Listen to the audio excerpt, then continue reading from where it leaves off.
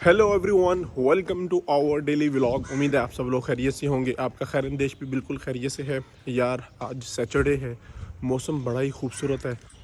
आप देख सकते हैं कितना ज़बरदस्त टाइम है। इस वक्त अभी 11 बज चुके हैं और आज हमने रखी है नाश्ता पार्टी। अब सर्दियों का नाश्ता हो तो आप समझ तो जाएंगे। बिल्कुल बहावलपुर से आया है स्पेशल बन के साग। तो हमने सोचा यार आज साग पार्टी करते हैं। वैसे तो ये है कि सर्दियों में जो गांव के रहने वाले लोग होते हैं वो तो तकरीबन रोज़ ही साग खा रहे होते हैं। इतना ज़्यादा साग पसंद किया जाता है और इतना ज़्यादा साग बन जाता है। तो खैर आज मैंने बुलाया है वाजिद को और उमर को और हम इंशाल्लाह साग पार्टी करेंगे, नाश्ता करेंगे बेहतरीन सा देसी किस्म का। कुछ ज़्यादा लवाजमात नहीं है, देसी नाश्ता है। साग के साथ दही होगा, नाश्ता होगा और बाकी जो भी चाय शाय होती है।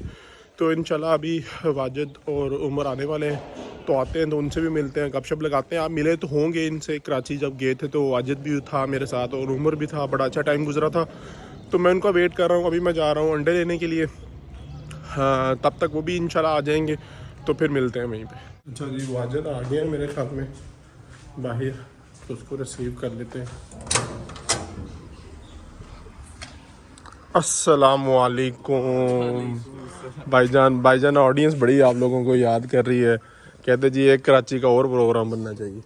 चलो नेक्स्ट ईयर इंशाल्लाह। गवादर कब बनाएंगे आप? चलो आ जाओ।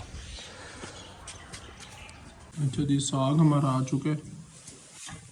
अब हर जगहों पे ना वैसे साग डिफरेंट तरीके से बनता है। हमारे यहाँ जो बनता है वो ज़्यादा मैश होता है, वो उसमें पीसीज नज़र नहीं आ रहे होते और जितना साग होता है उतना ही अंदर घी और मक्खन शक्खन होता है। पराठे हैं और दही है। वाजिद साहब शुरू करें मेरे प्यारे भाई, डालें आप। ये तकरीबन ना 1 साल पहले की बात है। मैं और उमर हम इकट्ठे रहते होते थे और वाजिद को भी शायद आइडिया है। हम हर सर्दियों में साग का नाश्ता करते थे। सुबह बहावलपुर से साग आता था और यहाँ पे उसको स्पेशल गर्म करवा के स्पेशल इतना इतना मक्खन आता था, वो डलवा के ऊपर से बिल्कुल वाइट हुआ होता था।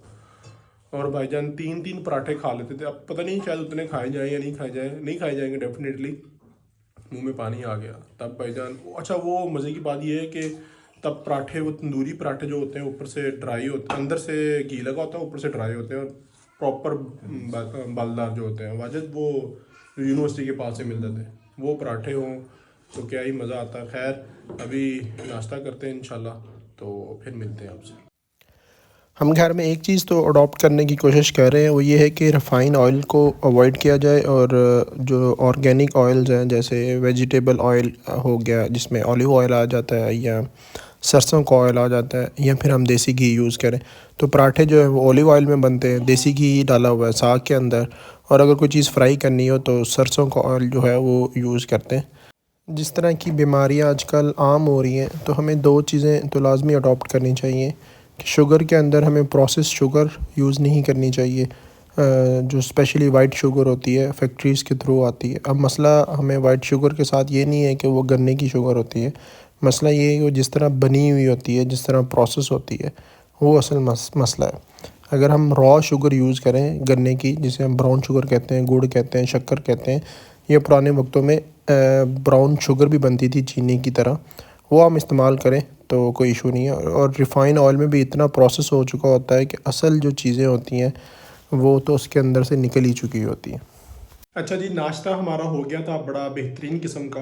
और नाश्ता क्या होता है यार, आप इस तरह की जो चीज़ें होती हैं वो जो आपकी प्रेजेंस होती है ना अपने दोस्तों की, आपके लव्ड वंस की, या जिनके साथ आप टाइम स्पेंड करके खुश होते हैं, वो असल क्वालिटी चीज़ होती है। फिर साथ में साग हो या फ्राई अंडा हो या कुछ भी हो, वो मज़े का लगता है।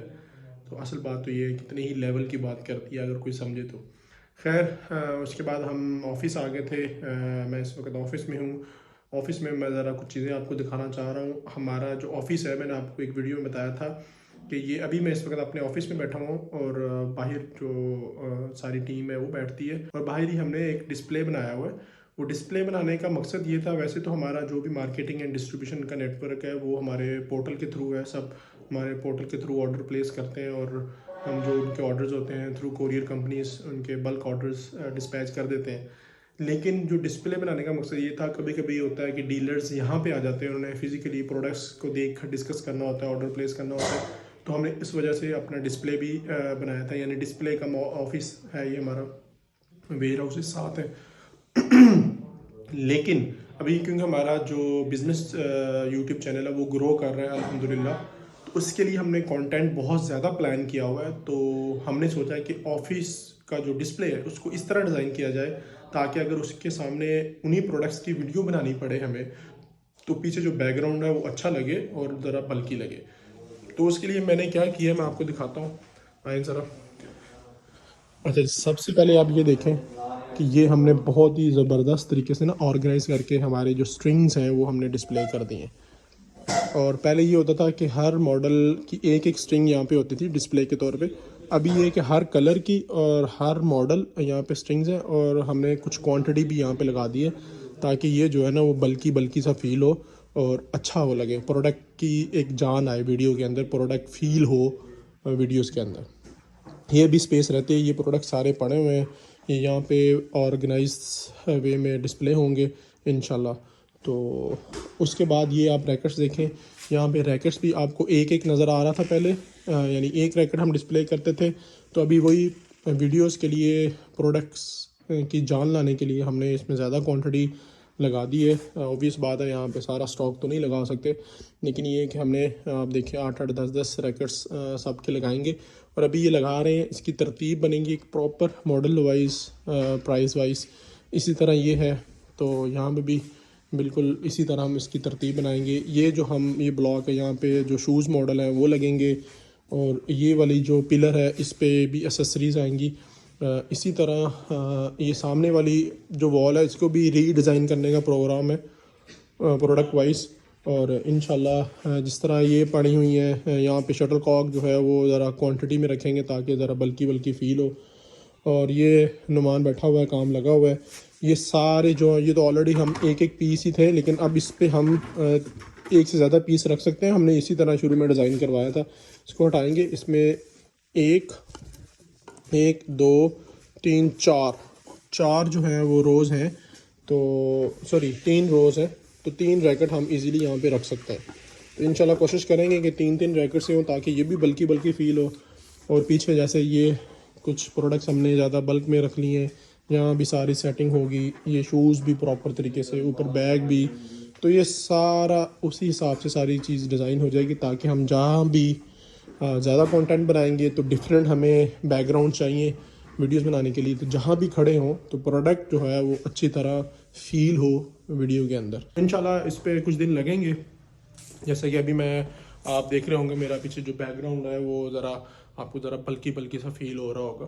तो यही हम चाह रहे हैं, यही हमारा मकसद है। तो इंशाल्लाह कुछ दिन लगेंगे, ये सारा बेहतरीन जो है वो डिस्प्ले बन जाएगा ताकि हम जब कंटेंट बनाएं तो हमारा जो मकसद है वो पूरा हो जाए। तो अभी कल का जो प्रोग्राम है वो ये है कि फिर दोस्तों को बुलाया हुआ, इनवाइट किया हुआ है। तो प्रोग्राम है कि क्रिकेट मैच खेलना है, तो उसके लिए जगह की बुकिंग करनी है।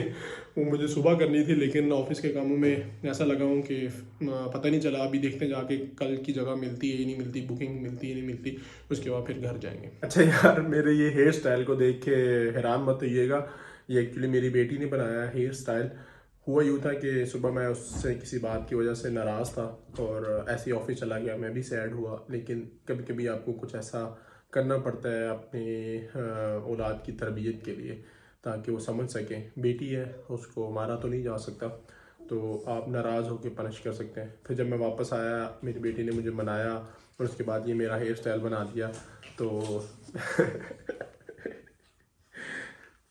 अभी वो मेरे पास ही है नीचे। तो आज का व्लॉग यार यहीं पे ख़त्म करते हैं। उम्मीद है ये वीडियो आपको अच्छी लगी होगी, मैं ज़रा अपनी बेटी के साथ टाइम स्पेंड कर लूँ।